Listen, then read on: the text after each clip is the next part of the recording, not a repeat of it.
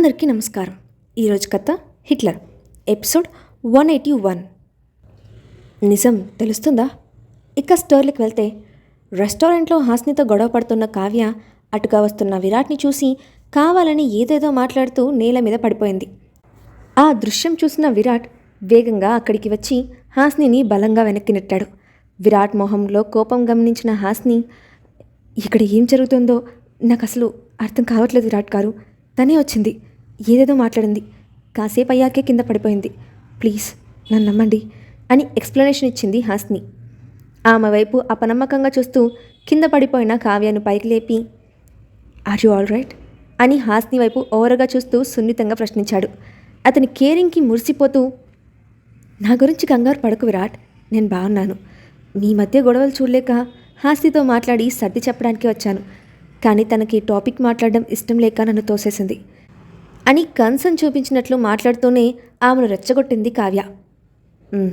ఈ టాపిక్ ఇక్కడితో వదిలే అని చెప్తూనే హాస్ని వైపు ఒక చూపు చూసి కావ్య భుజం చుట్టూ చేవేసి అక్కడి నుండి తీసుకెళ్ళిపోయాడు. అతని ప్రవర్తనకు చలనం లేనట్లు నిలబడిపోయింది హాస్ని. తన ముందే కావ్యతో అంత క్లోజ్గా బిహేవ్ చేయడాన్ని జీర్ణించుకోలేకపోయింది. తెలియని బాధ మనసులో సుడులు తిరుగుతూ ఉంటే కారుతున్న కన్నీళ్ళను తుడుచుకునే ఓపిక కూడా లేనట్లు నిశ్శబ్దంగా ఫ్లోర్ మీద పడిపోయింది. విరాట్ ఇంకా కావ్య తిరిగి రావడం చూసి తెలియని కంగారు కలుగుతూ ఉంటే హాస్నిని వెతుక్కుంటూ వాష్రూమ్ వైపు వచ్చింది కీర్తి. అక్కడ శిలలా కూర్చొని కన్నీళ్లు కారుస్తున్న హాస్నిని చూడగానే మనసంతా బాధతో నిండిపోయింది. ఏం జరుగుతుందో తెలుసుకోవాలనిపించినా ఆమె ఉన్న పరిస్థితికి అడగటం కరెక్ట్ కాదని అర్థమైన కీర్తి ఆమెను తీసుకొని బయటకు వచ్చేసింది. ఏదో ఒకటి చెప్పి రాత్రి వరకు ఆమెను ఎంగేజ్ చేసిన కీర్తి డిన్నర్ తర్వాత వీడ్కోలు చెప్పి ప్యాలెస్కి వచ్చేసింది హాస్ని. ఆ రోజు రాత్రి కూడా విరాట్ ప్యాలెస్కి రాక ఆలోచనల నడుమ ఒంటరిగా గడిపి కాసేపటికి నిద్రలోకి జారుకుంది. ఆ రోజు రాత్రి విల్లాకి చేరుకున్న తర్వాత నేరుగా మహేంద్రవర్మ గారి దగ్గరకు వెళ్ళింది కావ్య. ఆ సమయంలో ఆమె రాకను ఊహించని అతను ఆశ్చర్యపోతూ, నాతో ఏమన్నా మాట్లాడాలా అని సూటిగా ప్రశ్నించాడు. అవును, ఒక విషయం గురించి మాట్లాడాలి. ఇంతకీ మీ ఇద్దరు ఫొటోస్ ఇంటర్నెట్లో ఎవరు పోస్ట్ చేస్తారో తెలుసా అని అడిగింది. ఇంకా తెలియలేదు, అయినా ఆ విషయంలో నీకెందుకు అంత ఇంట్రెస్ట్ అని అనుమానంగా చూశాడు మహేంద్ర. అంటే నిన్ను ఫ్రేమ్ చేయడం కోసం ఇదంతా హాస్ని వేసిన ప్లాన్ అని అనిపిస్తోంది అని సందేహం వ్యక్తం చేసింది కావ్య. నాకు తెలిసినంత వరకు హాస్ని అలాంటి పనులు చేయదు. ఆ ఫొటోస్ని ఎవరో కావాలని ఆన్లైన్లో పోస్ట్ చేశారు. దీన్ని నేను పెద్దగా పట్టించుకోవాలనుకోవడం లేదు అని సింపుల్గా చెప్పాడు. ఈరోజు మధ్యాహ్నం రెస్టారెంట్లో హాస్ని నేను కలిశాను. తను ఈ ఫొటోస్ గురించి పెద్దగా పట్టించుకున్నట్లు లేదు, ఏవేవో వెనక మాట్లాడింది, అందుకే నాకు దాని మీద అనుమానం వచ్చింది అని చెప్పడం ముగించింది కావ్య. ఓకే, ఇక ఈ విషయం ఇక్కడితో వదిలి, నేనేం చూసుకోవాలో అది చూసుకుంటాను, నువ్వు నీ ఆరోగ్యం మీద దృష్టి పెట్టు అని ఆమెను పంపించేశాడు. మేడం, ఈరోజు మీ మొహం ఎందుకో బాగా వెలిగిపోతుంది. ఇదంతా విరాట్ గారితో లంచ్కి వెళ్ళిన కారణంగానేనా అనిపిస్తోంది, నిజమేనా అని ప్రశ్నించింది ఆమె నమ్మకమైన పని మనిషి. అవును, రెస్టారెంట్లో చాలా రోజుల తర్వాత కలిసి తింటూ ఉంటే చాలా సంతోషంగా అనిపించింది. ఇక కావ్య ముఖం అయితే మతాబులాగా వెలిగిపోతోందనుకో.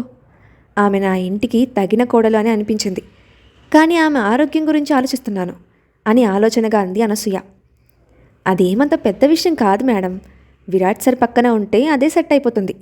అయినా ఇప్పుడు సమయం మీకు అనుకూలంగా ఉంది, ఏం కోరుకుంటే అది జరిగిపోతుంది, కావాలంటే ప్రయత్నించి చూడండి అని పొగడ్తల వర్షం కురిపించింది. అలాగైతే సంతోషమే కదా, కానీ ఆ అమ్మాయి ఆరోగ్యం వల్ల నా వారసుని కడుపులో మోయగలదా అని అనుమానంగా ఉంది. ఆ సందర్భం వచ్చినప్పుడు చూద్దాంలే అని చెప్పింది అనసూయ. ఆ రాత్రి కూడా ప్యాలెస్కి విరాట్ రాలేదని తెలిసిన హాస్ని చాలా బాధపడింది. తను ఇక్కడ ఉండటం వల్లనే అతను ప్యాలెస్కి రావడం లేదని భ్రమపడింది. పైగా ముందు రోజు కావ్యతో క్లోజ్గా బిహేవ్ చేయడంతో ఆమె అనుమానం మరింత బలపడింది. దాంతో ఒక బ్యాగ్లో కొన్ని బట్టలు పెట్టుకొని ఫాస్ట్గా బయటకు నడిచింది. చేతిలో బ్యాగ్తో కిందకు వస్తున్న ఆమెను చూసిన సరిత ఆశ్చర్యపోయింది. వెంటనే ఆమె దగ్గరికి వెళ్ళి, మేడం ఎక్కడికి వెళ్తున్నారు? సార్ వస్తే ఏమని సమాధానం చెప్పాలి అని కంగారుగా అడిగింది. నా వల్లే మీ సార్ ప్యాలెస్కి రావట్లేదు, కాబట్టి నేనే మా పుట్టింటికి వెళ్ళిపోతున్నాను. కనీసం అప్పుడైనా తన ఇంట్లో సంతోషంగా ఉంటారు అని చెప్పి మాట్లాడకుండా బయటికి వెళ్ళిపోయింది. ఆమె మాటలకి నోరు తెరుచుకొని చూడటం తప్ప సరిత ఏం చేయలేకపోయింది. లగేజ్తో తన ఇంటికి వచ్చిన హాస్తిని చూసిన కీర్తి షాక్ అయిపోయింది. అసలే ఇద్దరి మధ్య పచ్చగడ్డి వేస్తే బగ్గుమంటోంది. ఇప్పుడేమో ఇది ఏకంగా ఇంట్లో నుంచి వచ్చేసింది. కనీసం తన తండ్రి ఇంట్లో ఉన్నా కలిసే అవకాశం ఉంది. కానీ ఇక్కడుంటే అది కూడా ఉండదు. ఎలాగైనా దీన్ని పంపించి అక్కడికి పంపించేయాలి అని కంకణం కట్టుకుంది కీర్తి. నువ్వు చేసిందేం బాగోలేదు హాస్ని. ఒక పెళ్ళైన అమ్మాయి భర్తతో గొడవపడిన ప్రతిసారి ఇక్కడికి రావడం పద్ధతి కాదు. వీలైతే మీ నాన్నగారి విల్లాకి వెళ్ళు, ఎలాంటి సమస్య ఉండదు అని తడబడుతూ చెప్పింది కీర్తి. నేను ఇక్కడ ఉన్నా అని ఇండైరెక్ట్గా వెళ్ళమంటున్నావా, లేక విరాట్ గారికి భయపడుతున్నావా? నీకు ఇష్టం లేకుండా బలవంతంగా ఇక్కడ ఉండాల్సిన అవసరం నాకు లేదు. కానీ నీ మనసులో ఉన్న ఉద్దేశం స్పష్టంగా చెప్పు కీర్తి అని సీరియస్గా అంది హాస్ని. నేను ఏదైనా నీ మంచి కోసమే ఆలోచించి చెప్తాను హాస్ని. నమ్మకం ఉంటే చెప్పినట్టు విను, ఆపై నీ ఇష్టం. నువ్వేమి నాకు బరువు కాదు, నా ప్రాణ స్నేహితురాలివి. సమస్యల వలయంలో చిక్కుకున్న నిన్ను ఒంటరిగా వదిలేసి నా స్వార్థం నేను చూసుకునే కుసంస్కారం నాలో లేదు. అది అర్థం చేసుకుంటే చాలు అని బాధగా అంది కీర్తి. ఇంతలో హాస్ని మొబైల్ రింగ్ అవడంతో కీర్తికి డిస్ప్లేలో మహేంద్ర పేరు కనిపించింది. మళ్ళీ ఇతనెందుకు ఫోన్ చేశాడు, నీతో ఏం పని అని అసహనంగా అడిగింది. ఏమో, ఆ విషయం మాట్లాడితేనే కదా తెలిసేది అంటూ కాల్ అటెండ్ చేసి, జరిగింది సరిపోలేదా, మళ్ళీ ఎందుకు కాల్ చేశావు? నువ్వు నన్ను కలిసిన ప్రతిసారి నేను కొత్త సమస్యలో పడుతున్నాను. ఎందుకు పదే పదే వద్దన్న పని కట్టుకొని టార్చర్ చేస్తున్నావు? నా బతుకేదో నేను బతకడం నీకు ఇష్టం లేదా అని ఆవేశంగా అడిగింది Hasni. I'm very sorry Hasni. నాకు తెలియకుండానే ప్రతిసారి నీ ప్రాబ్లమ్స్కి కారణమవుతున్నాను. ఆ ఫొటోస్కి నాకు ఎలాంటి సంబంధం లేదు. ఆ రోజు నిన్ను కలవడం వెనక ఎలాంటి తప్పుడు ఉద్దేశం లేదు. నా వల్ల మీ భార్య భర్తల మధ్యలో గొడవలు అవుతూ ఉంటే గిల్టీగా అనిపిస్తోంది. అందుకే ఒక నిర్ణయం తీసుకున్నాను అని ఒక నిమిషం చెప్పడం ఆపాడు. ఎందుకు ఆపేశావు చెప్పు అని అడిగిన హాస్నితో, ఆ ఫొటోస్ పోస్ట్ చేసింది ఎవరో తొందరలో కనుక్కొని నీ ముందుకు వస్తాను. నేను ఎలాంటి తప్పు చేయలేదని నేను నిరూపించుకుంటాను. నిజాన్ని అన్నయ్య ముందుకు తీసుకెళ్తాను. అలాగని నీకు ప్రమాణం చేస్తున్నాను అని చెప్పి కాల్ కట్ చేశాడు మహేంద్ర. కాల్ కట్ అయిన వైపు ముభావంగా చూస్తూ, నాకు తీరని నష్టం జరిగిపోయిన తర్వాత పరిహారం చేసినంత మాత్రాన ప్రయోజనమేముంది? నేను పడిన బాధ పోతుందా అని బాధగా అనుకుంది హాస్ని. మరుసటి రోజు ఆఫీస్లో వర్క్ ముగించుకొని నేరుగా తన తండ్రి ఇంటికి వెళ్ళిన హాస్ని తెలియని ఒంటరితనానికి లోనైంది. బయట బాల్కనీలో కూర్చొని తనకు విరాట్కి మధ్య జరిగిన స్వీట్ మెమొరీస్ని తలుచుకుంటూనే కళ్ళ నుండి కన్నీళ్ళు ఆగనంటున్నాయి. నిర్మలంగా ఉన్న ఆకాశంలోకి దీనంగా చూస్తూ, నేనేం పాపం చేశానని ఈ భూమి మీద నన్ను ఒంటరిగా వదిలి వెళ్ళిపోయారు? నేను ఈ నరకం భరించలేకపోతున్నానమ్మా. కనీసం మనస్ఫూర్తిగా బాధ చెప్పుకునే మనుషులు కూడా లేరు. నువ్వు నాన్న ఇంత స్వార్థంగా ఎందుకు ప్రవర్తించారు? నాకు మీరు కావాలి నాన్న. మనసులో భారం తెంచుకోవాలని ఉంది.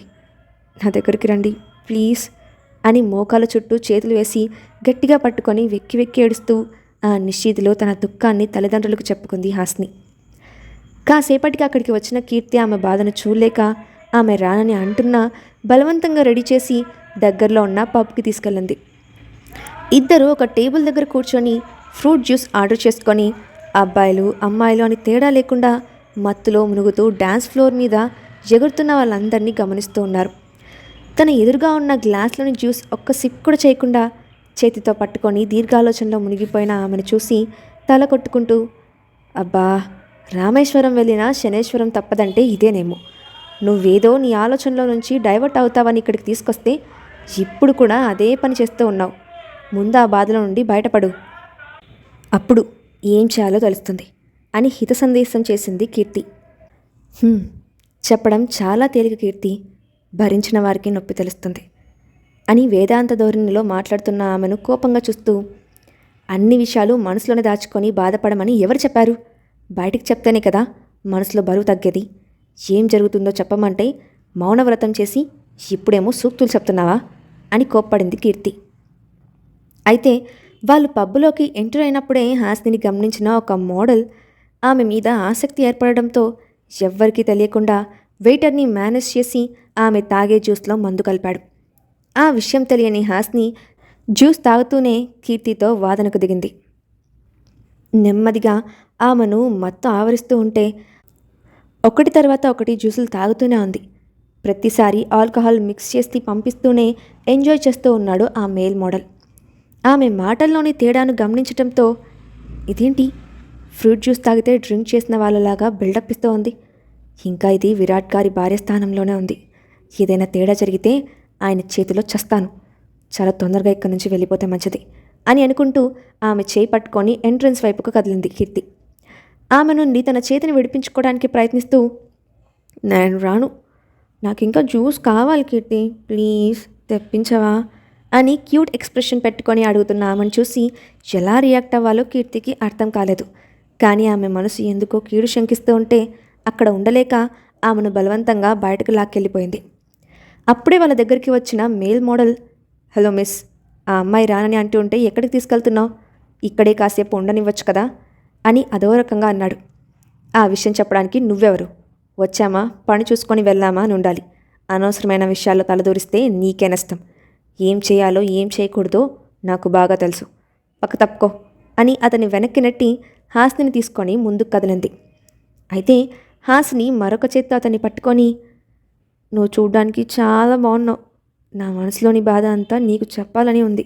నువ్వైనా వింటావా అని జాలిగా ముఖం పెట్టింది. ఆ మాటతో ఆమెను కీర్తి చేతుల్లో నుంచి లాక్కొని ఒక టేబుల్ ముందున్న కుర్చీలాగి కూర్చోబెట్టి, ఇప్పుడు చెప్పు స్వీటీ, నువ్వేం చెప్పినా నేను వింటాను. తర్వాత నువ్వు నా మాట వినాలి అని చెప్తూ ఆమె చేతిని గట్టిగా పట్టుకున్నాడు. ఛీ, తన్ని వదిలే. నువ్వు అనుకుంటున్నట్లు అలాంటి అమ్మాయి కాస్తాను. ఏదో మత్తులో ఉండి పిచ్చి పిచ్చిగా చేస్తోంది అని అరుస్తున్న కీర్తి ఆమె నోటి నుండి వినిపించిన డైలాగ్కి ఆగిపోయింది. నీకు తెలుసా, రీసెంట్గా నాకు అపోర్షన్ జరిగింది. కానీ అది నేను కావాలని చేసింది కాదు. నన్ను బెదిరించి బలవంతంగా చేశారు. నా బిడ్డను నేను కోల్పోయాను. నా భర్త దృష్టిలో తప్పు చేసిన దానిలా మిగిలిపోయాను. ఇప్పుడు నేను ఏం చేయాలో చెప్పవా అని చిన్నపిల్లలా ఏడుస్తూ అడిగింది హాస్ని. ఆ మాటలకి అలర్ట్ అయిన కీర్తి వెంటనే హాస్నిని తన చేత్తో పట్టుకొని, నిన్ను బెదిరించింది ఎవరు బేబీ? ఆ విషయం నా దగ్గర ఎందుకు దాచావు అని ఆమె కళ్ళల్లోకి సూటిగా చూసింది. ఆ విషయం నేను చెప్పలేను కీర్తి. అవతల వాళ్ళకి చెప్పరని ప్రామిస్ చేశాను. నేనేం చేసినా విరాట్ గారి కోసమే చేశాను అని బేలగా చెప్పింది హాస్ని. ఆమె పరిస్థితిని అడ్వాంటేజ్గా తీసుకొని, అయ్యో అవునా, నీకు చాలా అన్యాయం జరిగింది. నీ బాధని నేను పోగొట్టగలను అంటూ ఆమె మీదకు వాలి ముద్దు పెట్టడానికి ప్రయత్నించిన మేల్ మోడల్ అమ్మో అని గట్టిగా అరుస్తూ ఎగిరి అంత దూరంలో పడ్డాడు. ఆ అనుకోని సంఘటనకి షాక్ అయిన కీర్తి వెంటనే హాస్ని చేతిని పట్టుకొని తన వైపుకు లాక్కొని ఎదురుగా చూసేసరికి నిప్పులు కక్కే కళ్ళతో మేల్ మోడల్ని చావగొడుతున్న విరాట్ కనిపించాడు. ఆ సమయంలో అతను అక్కడ ఉంటాడని ఊహించని వాళ్ళందరూ భయంతో గజగజ వణికిపోయారు. తనని కొట్టిందో ఎవరో తెలియక ఆవేశంగా పైకి లేచి, ఎవర్రా నువ్వు, నన్ను కొట్టేంత మొనగాడు అనుకున్నావా అని పిచ్చి పిచ్చిగా వాగుతూ హాస్ని దగ్గరికి వచ్చేసరికి తనని తీక్షణంగా చూస్తున్న విరాట్ కనిపించాడు. దాంతో ఒక్కసారిగా అతని ఒళ్ళు భయంతో గజగజ వణికిపోయింది. సారీ సార్, సారీ మేడం, మీ ప్రాపర్టీ అని తెలియక ఇలా ప్రవర్తించాను, క్షమించండి, ఇంకెప్పుడు ఇలా చేయను అని రిక్వెస్ట్ చేస్తున్న అతన్ని మరొక రౌండ్ వాయించి, నా భార్యను తప్పుగా చూసినందుకు ఈ పనిష్మెంట్ ఇచ్చాను. వెంటనే వెళ్ళి ట్రీట్మెంట్ చేయించుకో, లేదంటే చస్తావు అని పాకెట్లోని డబ్బులు అతని ముఖం మీద విసిరికొట్టి హాస్ని చేతిని పట్టుకొని బయటకు లాక్కెళ్ళాడు విరాట్. ఇప్పుడు విరాట్ ఎలా రియాక్ట్ అవుతాడు? అతని కోపం నుండి హాస్ని ఎలా తప్పించుకుంటుంది? అసలు నిజం ఇప్పటికైనా బయటపడుతుందా? నెక్స్ట్ పార్ట్లో చూద్దాం. ఈ స్టోరీ అప్డేట్ ఎలా ఉందో కింద కామెంట్ బాక్స్లో మీ ఒపీనియన్ని షేర్ చేయండి. Thanks for watching.